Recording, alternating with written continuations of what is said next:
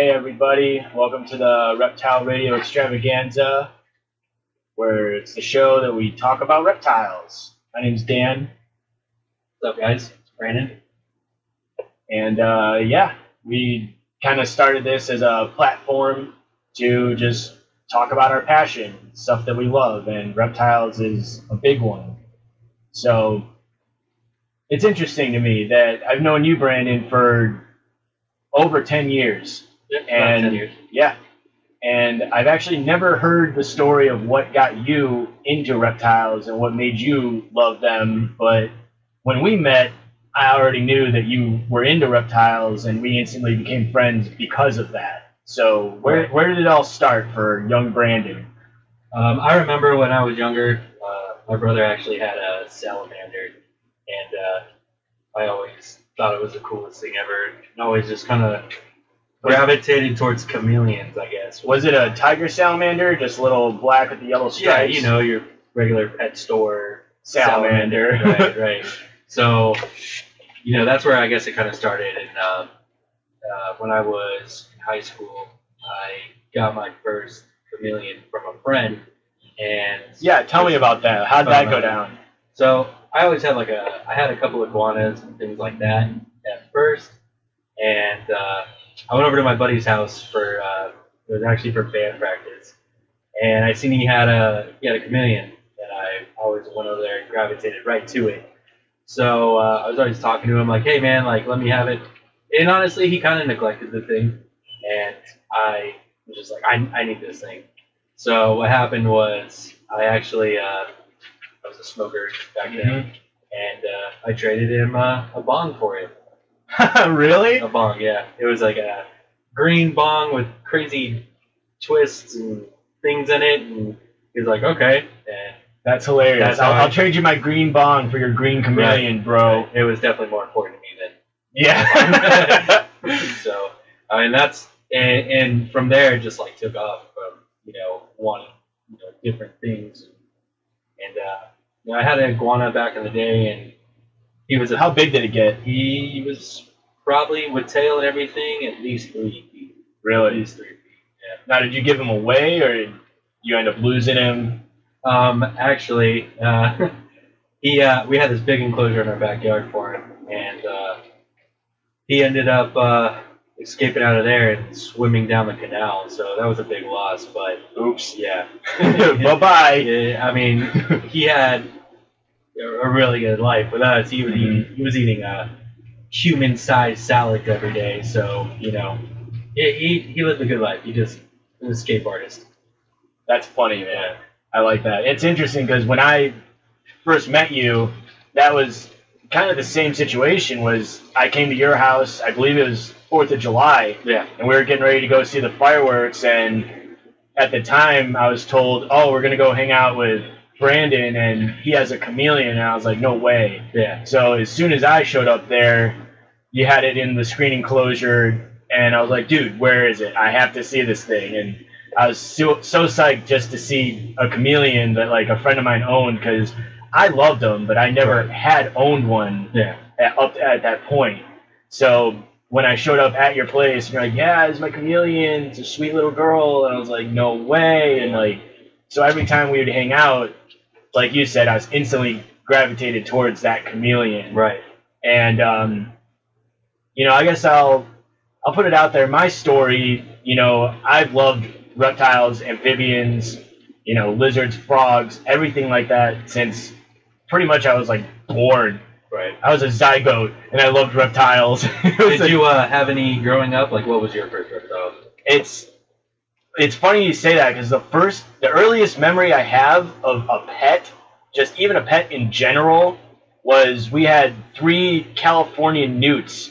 Okay, in a tank. Yeah, I like that elementary school, first reptile kind of thing. Well, I saw it looked, to me, I was so young, I had to have been 3 years old. Right. Just a toddler. And I'd see these 3 little lizard-looking things swimming around in a fish tank with a filter, and they had a floating log that sometimes they would bask on that, and then they would dive into the water and just use their tail like a fin. Right. And I just thought they were the coolest thing, and I could not get enough of them. So I ended up, we had those for a few years, and then it kind of changed up a little while, like after, we got older. And I mean, we got, hamsters, and we had a cockatiel named Teddy.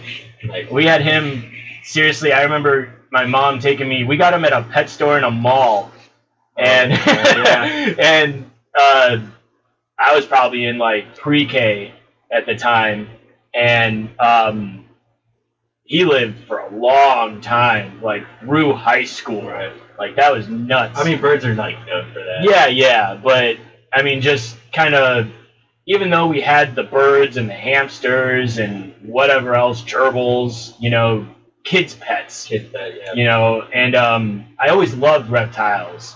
And when I was in probably first and second grade, 2 years in a row, I went to dinosaur camp. Oh, nice. Where, from like 8 to 12, every day during the week, we'd go in and learn about different dinosaurs. And I learned, like, a lot of the different names. Like, some of them, when you're a little kid like that, like a Pachycephalosaurus is like a tongue twister. Like, what? And, like, learning about them was just, it was, my keen interest was just lizards, reptiles, dinosaurs, everything in general. And the more I learned, the more interested I was. And from there, my first magazine subscription was Reptiles magazine. Reptiles magazine. Yeah. And I got to see pictures of basically reptiles from around the world. Right. And I saw, everything from like, day geckos to like, saltwater crocodiles and like green tree pythons. Like just National Geographic with that. Yeah, like, just strictly reptiles. I don't give a shit about zebras. And I loved, they always had like reptile jokes, like little comic strips. Yeah. I used to crack up. Yeah. I thought they were so funny. And from there, I think the first actual pet lizard I got was I was at my grandpa's house in North Carolina, and he had like a real woodsy kind of house. And I remember one day we were out there, and he was like, "Hey, help me like hack up these dead trees, and we'll burn the firewood and all that." So we started this big fire pit, and we were just hacking away at trees. And I guess he pulled open a log, and he found a striped skink with a bright blue tail. Okay. And I went in the house to like wash up or something, and my mom had told me, go see your grandpa because he has something for you. And I was like, oh, what? And it's like, he caught you a lizard. And I pretty much jumped 10 feet in the air and darted out of the house. And I ran up to him and was like, where is it? And he's like, where's what? And I'm like, my mom said you got me a lizard. And he's like, oh yeah, it's right over there. And he pointed it to me, and I ran over, and he had it in like a mason jar that he poked some holes in the top of it. Yeah. And he threw like some mulch in there for it. And I saw it, and I was so excited. And I ran in and asked my mom, can I take it home? Right. And she said, sure, yeah, that was pretty much the plan. Right. And I was like, awesome. So we took him home.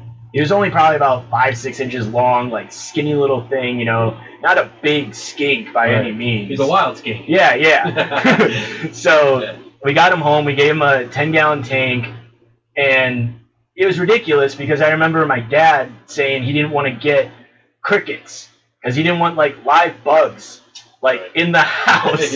And so we used to get him like the canned freeze-dried mealworms, but it wouldn't eat it. Yeah. So I was like, this sucks. And so we went to the store and got some live mealworms. Right. And, we threw in probably about 8 or 10 of them. Yeah. You went right for it, huh? I mean, he may or may not have. I don't remember if he charged after it and ate it or not. But I did learn pretty quickly that those mealworms turn into little beetles. Little beetles, yeah. And I saw these beetles crawling around in the tank, and I was like, what the heck? And I had no idea. I was young. I was probably like 7 years old. Right. And it turns out they ended up attacking him and like basically like eating him. Oh, shit. Not like entirely, but like he had like a hole in his side. Right. And I was like, oh no. Like I remember being so bummed that like I found my lizard dead. Like I probably cried. And then when we went and cleaned out the tank, I dumped out all those little beetle, whatever they were, and I stomped the shit out of them on the drive. Like, you idiot! Like, why did you kill my favorite pet? Like, I got so pissed. And, you guys try it again? Yeah. Alright. We're good? This is going to keep rolling, so as long as that's going, then I'll just mess with that. So, after that, you know, we had the empty tank, and I think my mom noticed just how upset I was. That, like, that was literally, like, my favorite pet in the whole world, and I couldn't believe I had it.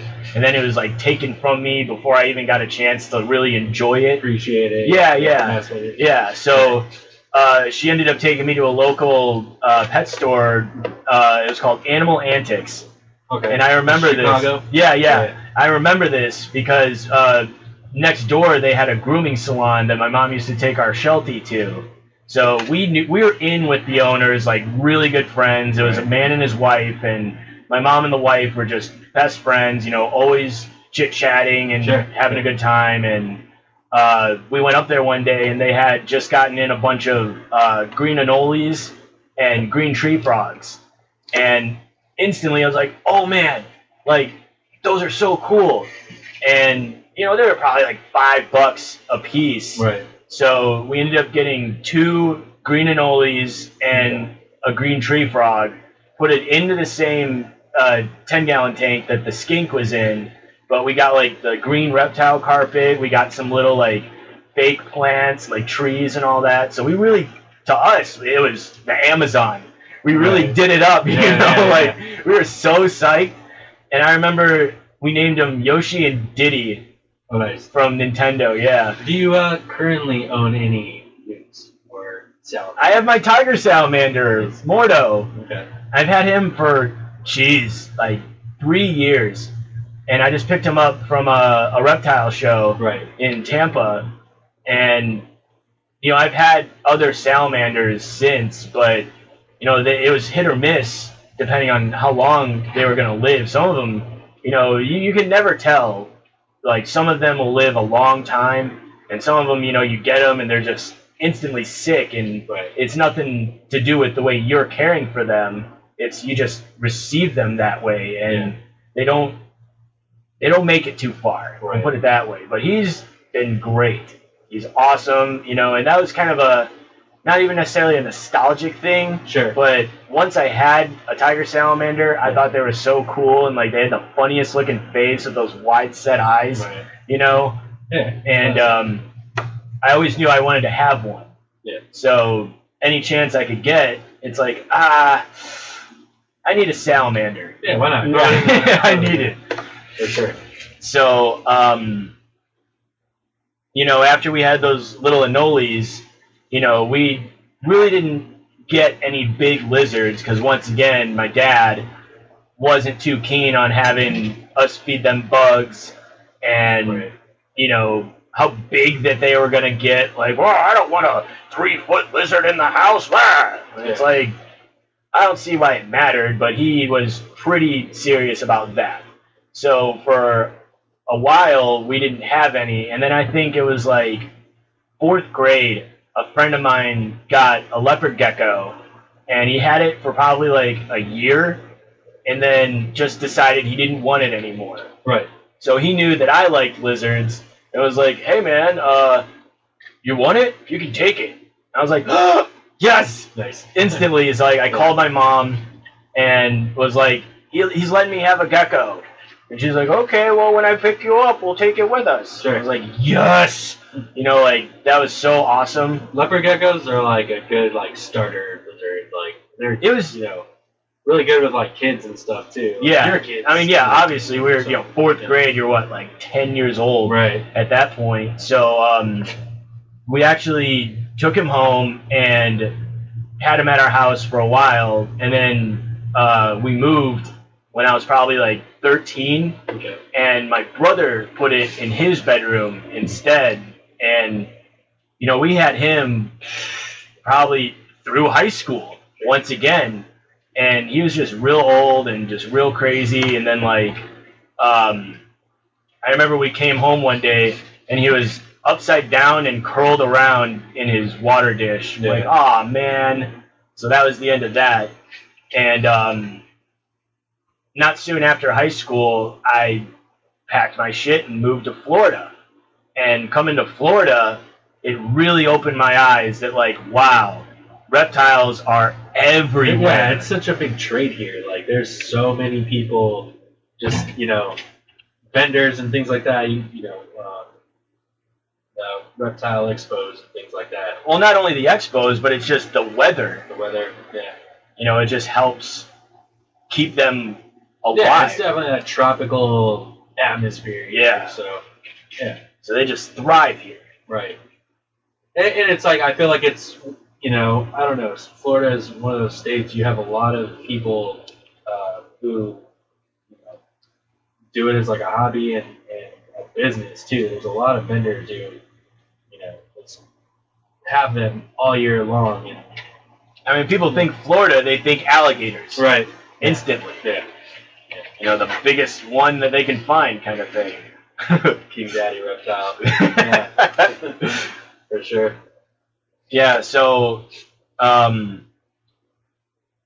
after moving to Florida and finding out that, I'd been to a couple of reptile shows in Chicago, maybe like one or two, maybe three, and I thought that was just off the hook. Like, you showed up there and, like, I saw baby chameleons for, like, $20. Right. And I was like, oh my god, like every reptile I ever read about and thought that I could own as a pet is available to the public and not like ungodly expensive. Right. I thought chameleons, hundreds of dollars. They're so exotic looking and they, have so many cool features about them. I didn't $20 bill. I didn't know. I had no idea that they'd be that cheap and that available to where I could just pick them up.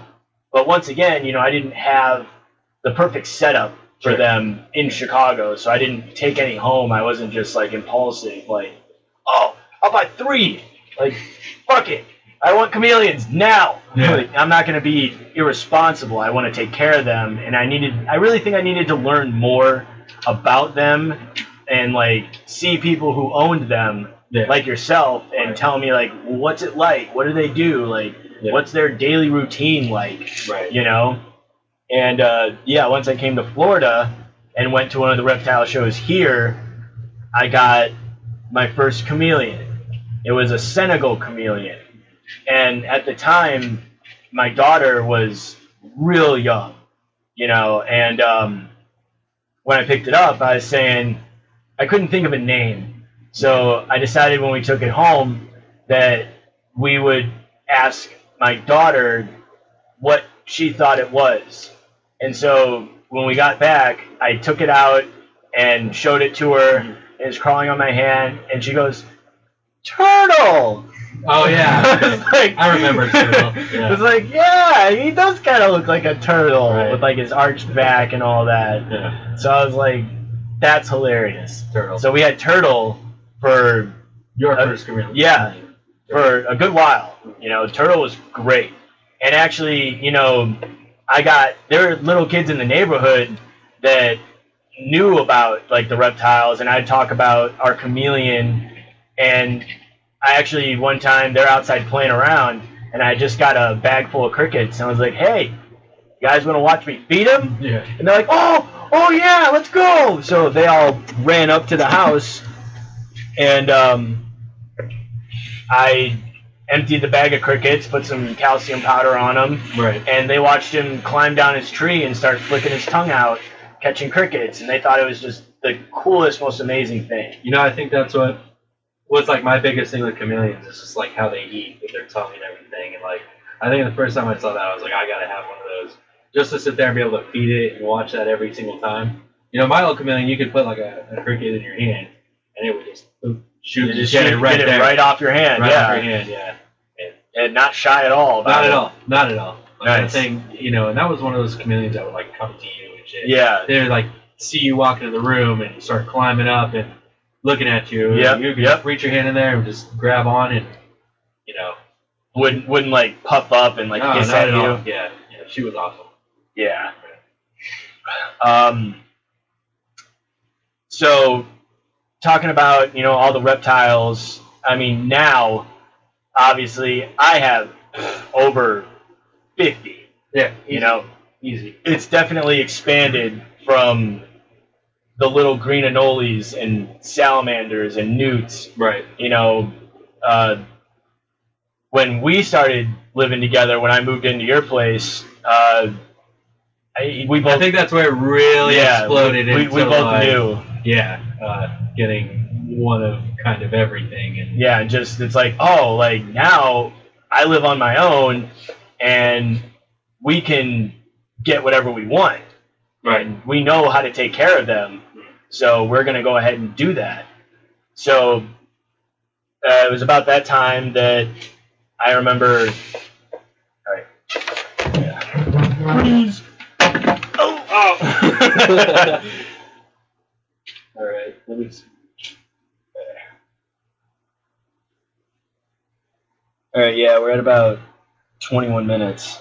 Nice. Right here. So yeah. Okay. I think it's going pretty good. Yeah. I think we're doing pretty well, bro. I think it's going all right. It's all right. Shh. Just fucking focus. Oh shit. Here we go. This thing's still going? That's sick. Ready? I'm ready when you are.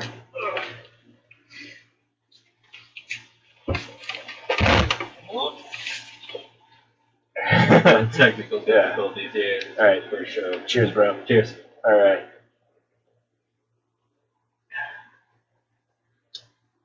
So, it was about that time that, I started seeing more reptiles available, and that's where I met our friend Danny, who does Naughty Reptiles. Right. And she used to be strictly bearded dragons. And she had posted online, like, basically, come pick up this free bearded dragon. And, I'd asked her what was the story behind that. Did it have, like, stubs for arms and, like, no eyes? Right. And she was like, no, actually, he's a perfectly healthy male bearded dragon. Well, he had a kink in his tail, and she... No. I'm talking about Vinny. Oh, Vinny, okay. Yeah, Vinny was perfectly healthy. Right. He was perfectly healthy. And I asked her, what was the reason for that? And she said that her son was in, I think, like, Eagle Scouts or something like that. And she'd sold 2 males to another den mom. And she said one of them grew faster and was picking on Vinny. Oh, so she's just, I don't know what to do. Take him back. So she gave him back to Danny, and she thought, well, I already, sold him, made my money off it, so I can just give him away to a happy home. Yeah. So I reached out to her and was like, I'm a huge reptile enthusiast. I know plenty about them. Mm-hmm. So I've never owned a bearded dragon. Right. I would love to, dip into that and see what it's like. I see so many great things with, like, people and their dragons, and I wanted that kind of bond, I guess, with a reptile. Yeah, I think bearded dragons are definitely a different kind of, like, bond with... They're more of, like... They're kind of like the dog of reptiles, if you will. Like, yeah, like, sit there on your lap and, like, not move and just, let you pet them and stuff like that. They're the new, like, house pet reptile. Right. Like, any family, any age, you can get them. Yeah, they'll just sit... You can put them on the table and just sit there and hang out with you, you know what I mean? They're... the only thing that may hurt you is their rough scales. Rough scales, right. They're not going to bite. They're not going to, like, scratch the heck out of you. Yeah. They don't have sharp talons. Right. Or anything they like definitely that. are there to hang out with you, though. Yeah. They're like that. That's the chill reptile pet, right. for sure. Yeah. So, after I got Vinny, it just took off from there. I loved having him, and we need to talk about when you got the tarantula. Okay, so our first tarantula. It's not just, we're not just into, like, reptiles, it's tarantulas as well. So, I had never really even thought about tarantulas as, me like, neither. A pet or anything like that. It's kind of in a different level of like reptiles. There's people who are like into reptiles, and there's people who are into like tarantulas, arachnids, and such. Yeah, you know, things like that. So you and I were going to Repticon, Tampa. Yep. It was probably 5 years ago. 6 It years ago. was probably longer than that. Maybe like 6-7 years ago now. It was a long time ago. So we were on our way there, and actually Dan had we had stopped at a gas station, and we filled up on gas before we were out, en route. Yeah, going out. Yeah. So we stopped at this gas station, and I had dropped like all this change all over the ground, and it was like, I was like, screw it, I'm not gonna pick that up. And Dan was like, no man, like pick those up. There's like quarters in there. And, like, all right, fine. So I picked them up, and this is relevant to the story, right? Yeah, it's so crazy. It kind of like ties it all together. Ties it all in. It was kind of like fate. So yeah, we went to Repticon, and we were checking out all the booths and everything, and there was a guy there who had a table of there's a bunch of tarantulas and things like that. So he had a gumball machine at the end of his table. And, there's a little sign on it that said, if you get a white gumball, you have the choice of either tarantula fangs in a casing, right, or a baby Brazilian giant salmon sling for free. For free. So it's like, well, I can have a full tarantula soon. If so, I obviously picked a baby tarantula. Well, the thing is I saw it and I was like, oh, dude, give me a quarter quick. Yeah. And I put it in there and I got the yellow gumball. Right. And then you're like, dude, I still have more quarters.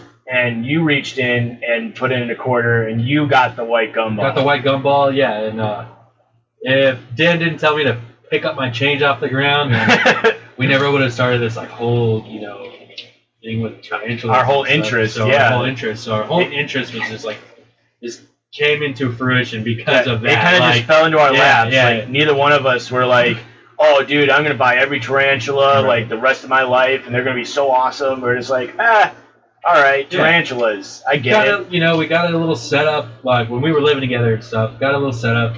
And as it like started to get bigger and things like that, and we watched it take down like pinhead crickets and stuff. See, that's definitely like, oh shit, okay, this is awesome. And just watching it grow and everything just like it just spawned from there. And see, that's something that I thought was, it started out with just one tarantula, but it was so interesting to me. It was almost like scientific, right, in a manner, because the way that they would flip over and molt and come out of their skin and leave the exoskeleton like a copy of itself. Right.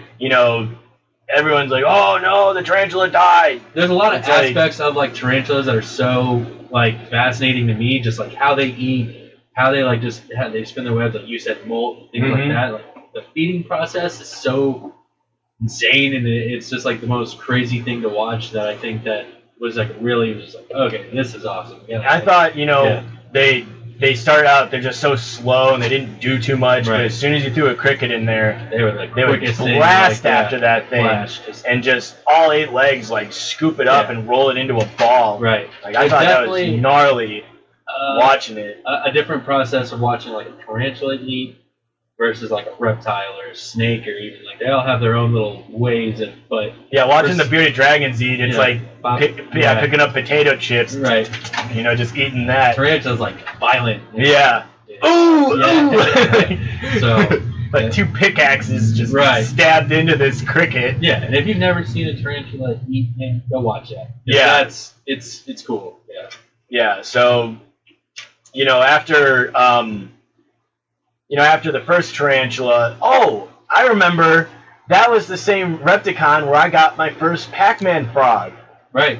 You and me both got Pac-Man frogs. Spawned again. We both got Pac-Man frogs. You got the albino cheddar. Yep. And I got a green one, but I don't know. He didn't do too well. Mine sucked. Yeah. Yours lived forever. Forever. Got huge, just it was cheddar cheeseburger. He was the size of a cheeseburger. He was the size of like a jumbo cheeseburger. So cheddar and Gumball like were my 2 take homes from like Repticon. Like it was our first Repticon, and we went every 6 months when it's and that gave us the chance to really expand, learn our knowledge and what these things were all about. Right. I mean, when you get a baby tarantula, a sling is like really no bigger than a penny. Yeah, it's no bigger than just a spider you'd see crawling in the house, just a tiny, almost microscopic, like translucent. Yeah, they were a little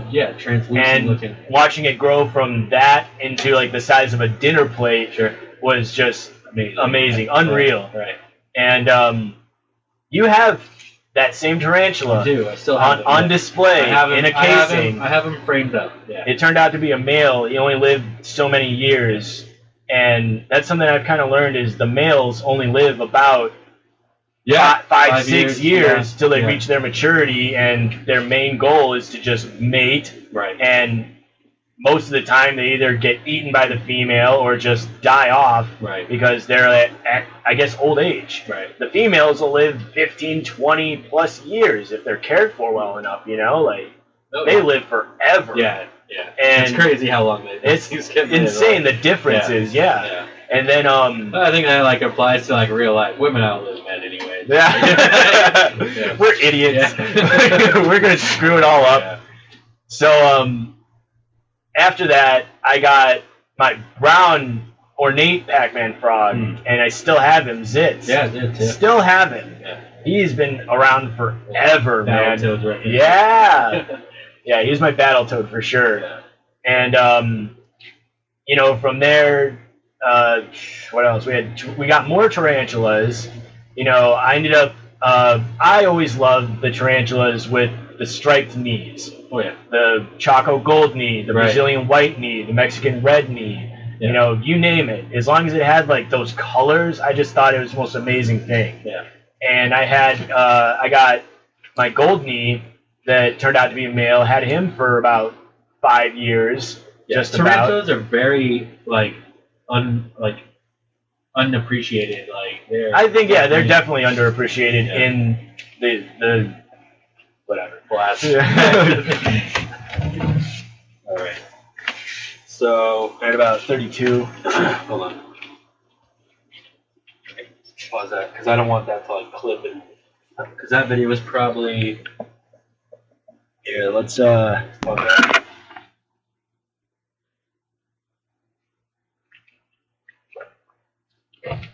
All right, and we're back. Yeah. So let's talk about.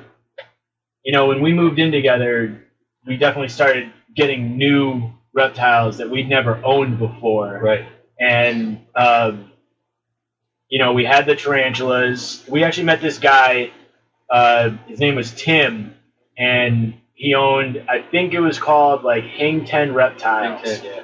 And he had not only different reptiles, but he also had a lot of tarantulas. Right. So we went up to his table, and that's where I got my Brazilian white knee, and you got the rose hair. Yeah. Because it was just leftover change from how much I think paid. She was I think she was a couple bucks. So yeah, she's pretty big for a rose hair.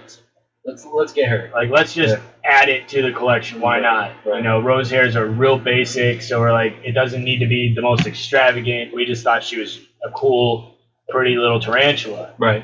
So at this point, we had probably 4, maybe 5 tarantulas. We each had our Pac-Man frogs.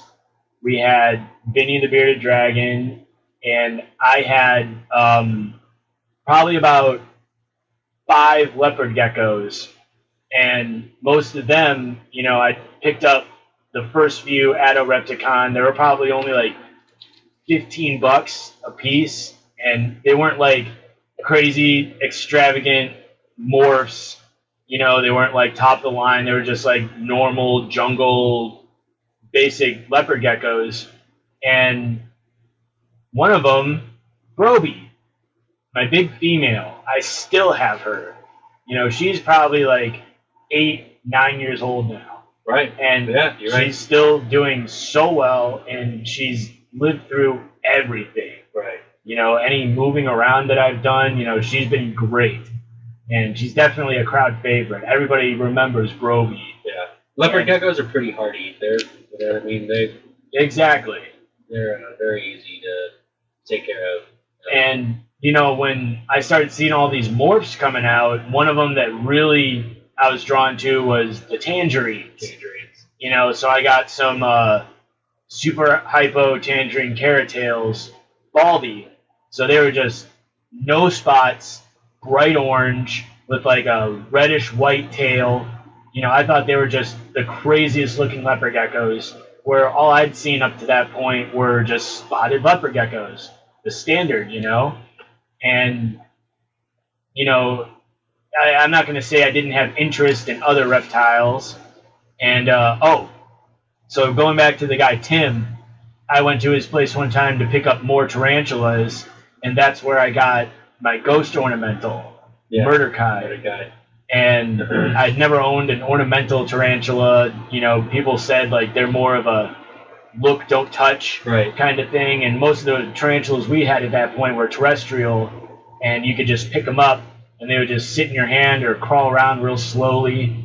But the ornamental, I thought, was just the craziest looking pattern on that thing. Just a bright gray and white and black, and just like, they looked just gnarly to me. I remember his wife had that giant pixie frog. The pixie frog, yeah. I think that's what made me want one so bad. Seeing how big they actually got. Big, crazy that thing was. See, your Pac-Man frog was probably the biggest one I'd ever seen. Right. So stepping up to the next level would definitely be a pixie frog. Yeah.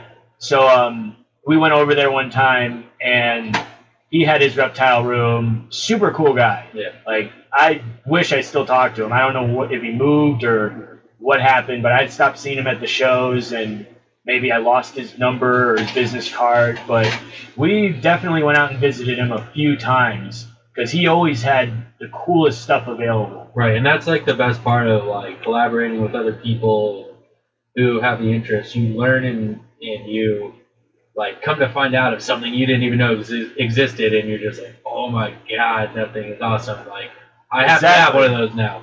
Like that, I want to learn more. Exactly. And so I went out there one time, and I wasn't ready to purchase it that time then and there, but he had baby frilled dragons.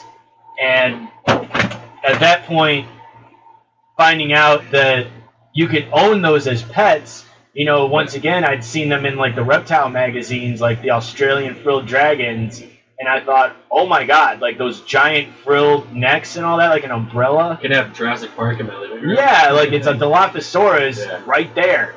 But these were the New Guinea frilled dragons, just like a nice gray, looked almost like tree bark, and he had little babies, and he showed me, he took a big bearded dragon and just held it up in front of the baby, and it frilled out. And I was like, that is the coolest thing ever! Yeah, like, no way! Pretty awesome. So I told him, like, I can't afford one right now, but if you ever get them in again, let me know, and I'm definitely interested. So maybe, like, a month or two later, he had gotten in probably like 6 of them. And they weren't as small as the babies that he had. They were a little more well-started. But I went out there and I bought Polly, my first frilled dragon. And I was so happy. And he was, the typical frilled. I've had people who have had them and they don't frill out. Like, they just don't care. They're just so easygoing. But Polly, he'd frill out, like, a lot.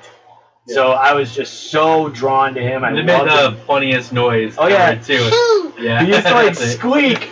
He'd frill out. He'd squeak, and then he'd run away. Right. So he's like, "I'm bigger than you." Wait, no, I'm not. And then he'd run off. So I had him for a very long time, and he was honestly one of my favorite reptiles to this day. I love frilled dragons. And at this point, I'd had the bearded dragons, the leopard geckos, the tarantulas, the Pac-Man frogs, nothing too over the top, I'd say. And so moving past that, I started seeing a lot of ball pythons. I mean, they were just so flooded in the reptile community, and I started seeing that they had crazy-looking morphs too. And at this time, you know, they didn't have half of the stuff that's out there now. You know, some of the morphs that they have now are just ridiculous. Like 5-6 gene morphs. Right. You know, just about every color in the crayon box that you can think of. And I'm used to the typical, like, brown spotted ball pythons. I didn't know that they could change to so many different colors. So I was attracted to the bumblebee morphs. Just no spots, bright yellow with like black stripes on it. I thought they were just so badass. It's pretty crazy how, like, yeah, like you said, it changes every year. These people are coming up with different morphs every, you know, couple of months. Yeah, oh, let's breed this to this and see what happens. Yeah. And then something something remarkable happens. Right. Like, oh my god. Yeah. Like, I did not expect that. I can't keep up. But that's what I'm saying. Is like, I try to, but at the same time, it's like, you know, there are so many now that you can't even keep up. It's the newest, latest, and greatest. And I mean, they're thousands of dollars. And I remember, you know, I paid a decent amount for my first, I bought a bumblebee male. Right. And looking back now, it's like, God, I was so stupid. I paid like way too much for that. Just to know, like, 2 years later, they'd be dirt cheap. And everybody had them. It was you know, they were obsolete at that point. Everything else was way better, way prettier. Yeah, they're like, you're looking for that? Yeah. I'll just give you one of those. Like, all right, I'll take it, because that really sucked paying all that money for it. Yeah. And lesson learned. Exactly. So I never really had an appreciation for colubrids, like corn snakes, king snakes, and my friend did introduce me to the Western hognose. Yeah. Dude, the hognose is so cool. I saw it. It was like, okay, I know what you're talking about, but show me a picture. And he showed it to me. I'm like, oh, dude, that thing is awesome. Like, that's badass. So got you a couple of hognoses? I had the one. He had a few, but he ended up giving me one of them, and I had that thing for a long time. And he was fun. You know, he'd flatten out his head, he'd hiss and kind of like strike at you with his nose, but he never bit me. Right. But you know, that was the only colubrid I really appreciate and still appreciate is the hognose snakes. Yeah. I thought they were so cool. But after getting into the ball pythons, I realized they're very tame. You know, they're very cool snakes. Your classic, your home snake. Exactly. Like, yeah. The family pet. Yeah, and it wasn't.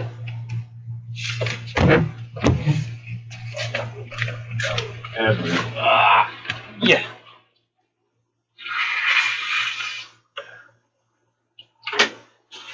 See, over here leaking.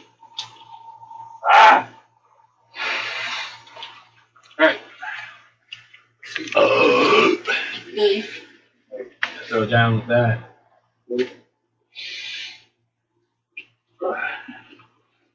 Good. Sir. Alright, so with the ball pythons, you know, I definitely had an appreciation for them, but then I started seeing, you know, boas. And I just thought, you know, you were saying they're the family pet.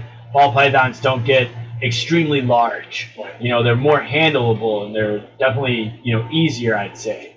But then I saw a boa and I was like, that's pretty. Like, I like the look of that snake. And at that point, I was comfortable enough to know that I could get something that will grow large, and I'm confident that I can take care of it to, like, to meet its needs. Right. You know, and basically let it thrive with how I care for it. Yeah. And so I had I got my boa, Bobo, which is kind of a funny story. Like you said, you gave your friend a bong for the chameleon. Right. I had a friend of mine that I'm not gonna lie, you know, he did some drugs. Sure. And you know, he was moving around a lot, and we're definitely not friends now. You know, I did not like that kid pretty quickly. But he had this boa, and he kept having me watch it. He'd leave it at my house when he'd be moving all around for, like, he went to Germany for, like, 4 months and had me keep it. And then when he came back, I was like, okay, you know, it is your snake, and even though I took care of it, you can have him back. So he took it, and he brought it to his dad's house. And then I guess things went sour with his dad, probably drug-related, I don't know. So you got to bring it back to Dan's Reptile Daycare? Yeah. So, I mean, honestly, I was ready to leave for work. Like, not even, like, 5 minutes away, I was out the door. And someone knocked on the front door and was like, it was him, and he had the tank, and he's like, oh, man, take Bobo. My dad's trying to let him loose, and he doesn't want him in the house, and all this and that. And I was like, wow, okay, fine. So I ended up taking in Bobo again. This is probably like the third time now that I had to care for his snake. So once again, like 2 months later, he is nowhere to be seen, and then he messages me online, and it was like, hey man, I'll take Bobo back now. And I put my foot down. I was like, no. Right. You know, you've given him to me. I've raised him longer than you've owned him. Right. You know, so collectively, I think it's safe to say he's mine. The custody battle. Yeah. So, you know, I kept Bobo, and I still have him. You know, he's pushing 7 foot now. He used to wrap around your fingers. Yeah. You know, he was a little thing, and I raised him to be the big boa that he is now. Well, you know, that too is like, hey, guy, like, mice aren't cheap. You know? Yeah, I mean? exactly. Like, yeah, I was feeding him rats and fucking snake for months. Yeah, I've been wiping his ass and cleaning his shit up. Yeah. You know, take like him to school every day. Yeah, seriously. So he was a little upset that I finally said like no. He's like, oh man, that's my pet. And it's like, dude, you didn't take care of it like it was a pet. That's my pet. It was just like a conversation piece. Oh yeah, I got a boa. Oh, you do? It's like, yeah, he's so cool, blah, blah, blah, blah. Like, he didn't take care of it. It sat there in his room. You know, some days he wouldn't even, like, plug in, like, his heat pad or his heat lamp, you know? Like, he just let it sit there. And it just, I couldn't see anything bad happen to it because he was such a pretty snake. Yeah. So I was upset and just told him, like, no, I'm keeping the snake. And I still have him. Yeah. So, funny story, yeah. It's like, owning pet for the wrong reason. Don't let junkies have reptiles. Like, should make you take a drug test before you can buy it's like, I mean, yeah, I sort of come across that a few times. Right. I mean, it's not every day, bad but situation, yeah, you know, and we go to someone's house or something, like, dude, what are you doing? Seriously. Why is this thing living like this? Yeah. Usually talk them into giving it to you. And yeah, right. Awesome home. It's like, look, dude, I've done this a long time. Like, I can tell what's right for it and what may be horribly wrong. Sure. So, you know, not to say I know more than anybody else, but, you know, just like you said, like, when you see it happening, it's like, come on, man. Like, seriously? Yeah. Like, get your shit in gear. And if you don't know how to take care of an animal, don't go out buying that crap. Right. You know, like, it's not fair. Yeah. This guy. So, that kind of segues in, you know, getting into bigger snakes and bigger reptiles. You know, I found an interest. The same friend that gave me the Western hognose had some carpet pythons. Sure. And he said, you know, kind of the same thing. Is like, you know, not that he lost interest, but he just didn't have, like, the means to, like... I mean, and look, and that's not always the case. Is sometimes people move into a different place where they can't have tanks all over the place. Right, most apartments. Like so it's like, hey, you know, it's kind of, yeah, it's Dan's Reptile Daycare. That's what it turns into. I mean, I get it. Like sometimes your living situation, someone who can take that over, so be it, man. So be it, man. You don't have time for it. Anything like that. Anything like that.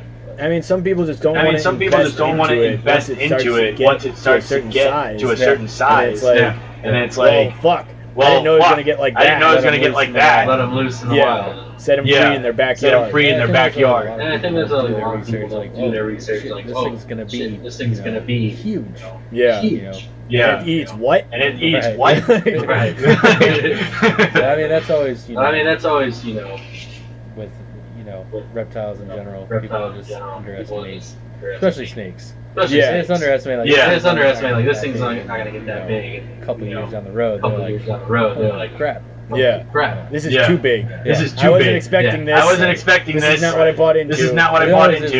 It always is fun when you have people over who haven't seen half of stuff that you own, Stuff that you own, exactly. In the feeding process. I got a kick out of that. I got a kick out of that. People come over and hey, people come over you ever seen a tarantula eat, or you ever seen a frog eat a mouse?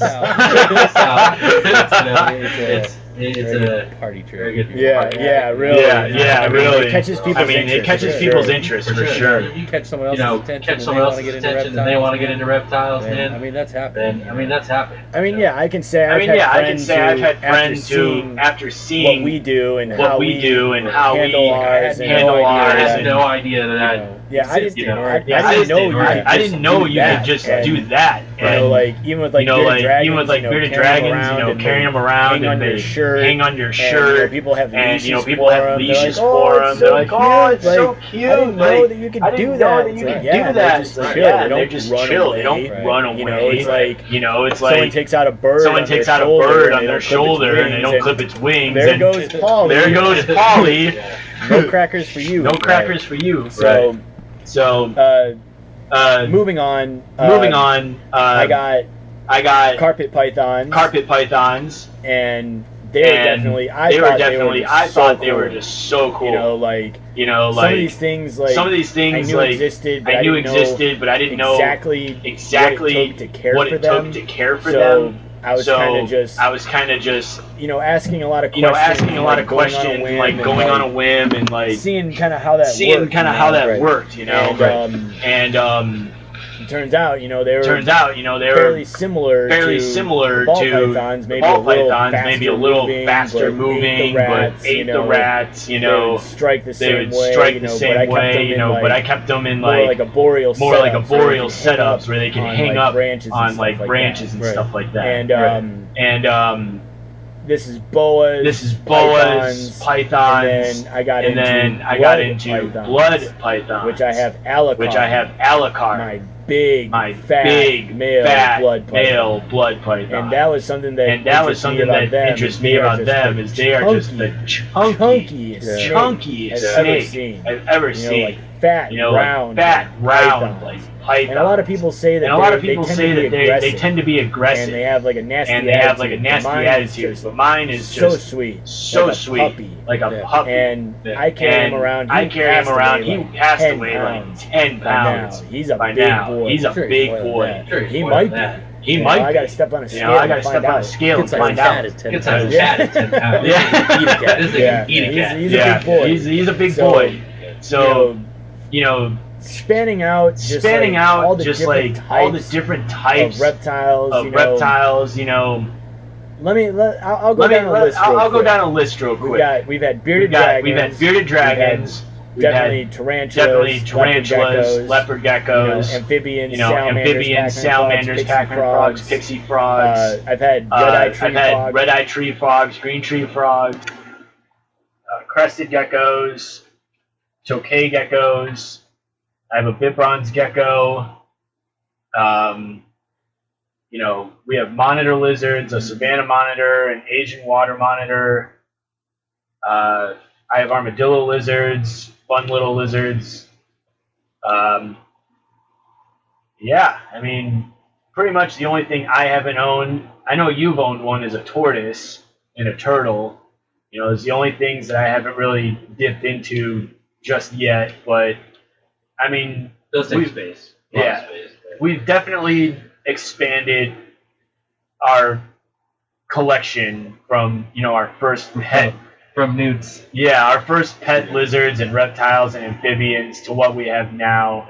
And the whole point of this show is to just talk about what we love, and hopefully people out there find it interesting and think that, what we're doing is a fun idea, because it's really just all about reptiles and how much fun that we have owning them and caring for them, and like you said, like watching them eat, watching them play around, just every one of them has such a unique personality that it just really ties it all together. And I think they make excellent pets for people of all ages, and everyone can find an interest in some type of species that's out there.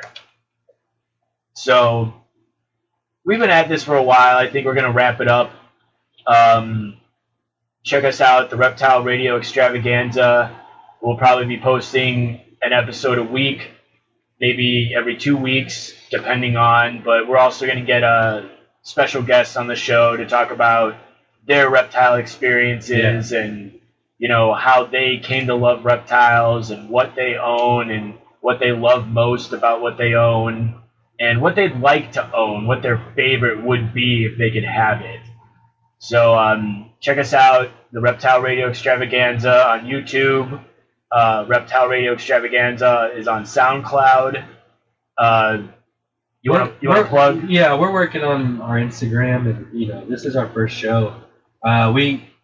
This idea just kind of came up maybe 2 weeks ago, and we've just been bouncing ideas off each other to try and make it the best show. We'll definitely get on all that stuff for you guys so we can chat, email us.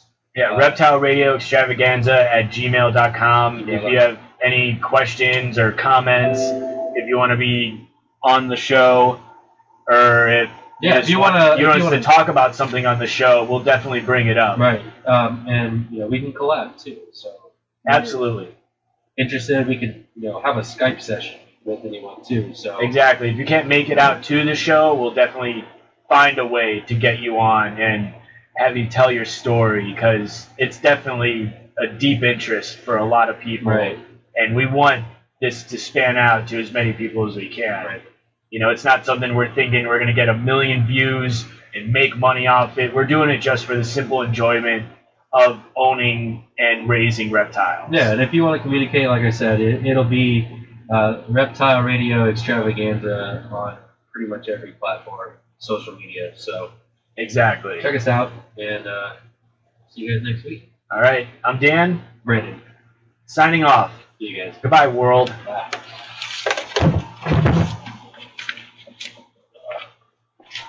Fucking